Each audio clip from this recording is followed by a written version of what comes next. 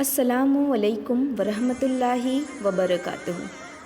There are many people who always live in fear and worry. They lose most of their useful time in thinking about what will happen.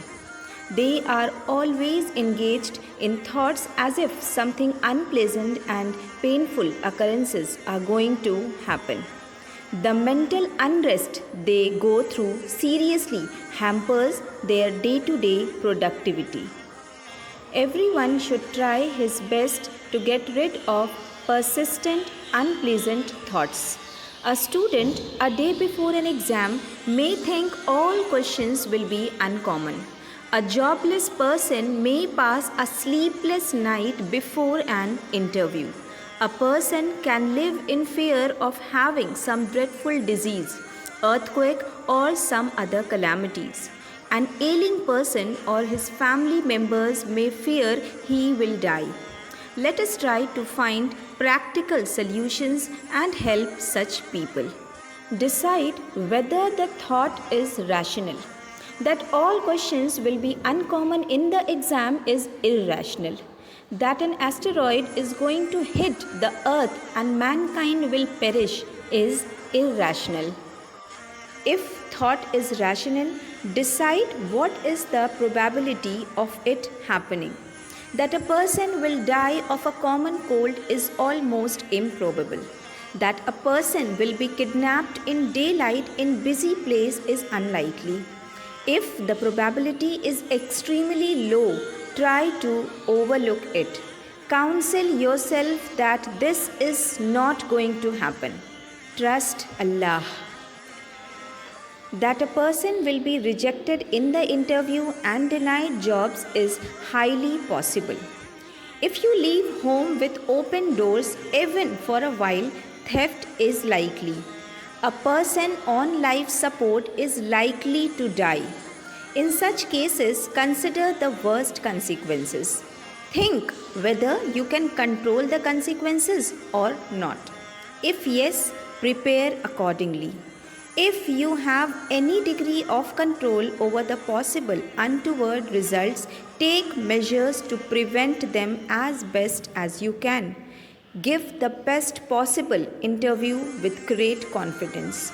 Lock properly and check once while leaving home. Arrange best medications and equipment for life support. That's all. Some untoward events in life are possible but beyond one's control. A person can die of any cause at any moment, like an accident, earthquake, and some dreadful diseases. There may be a robbery by breaking open the door. There's no point in thinking about consequences you can't control. If you can't control the consequences, simply disengage yourself from that. How to disengage yourself from that thought? Say Auzu Billah. Think about some other things. Recite some surah or darood. If you are not in a position to take sufficient preventive measures due to any reason or bad consequences are imminent, worrisome thoughts come again and haunt you. In this situation, ask yourself, what can you do with the resources you have? Do whatever you can do. Sometimes we are in a position to do many things. It is unwise to hospitalize a patient of uncomplicated malaria and cough just out of fear of death. It is imprudent to give a bribe of lakhs just for a low salary job in fear of joblessness.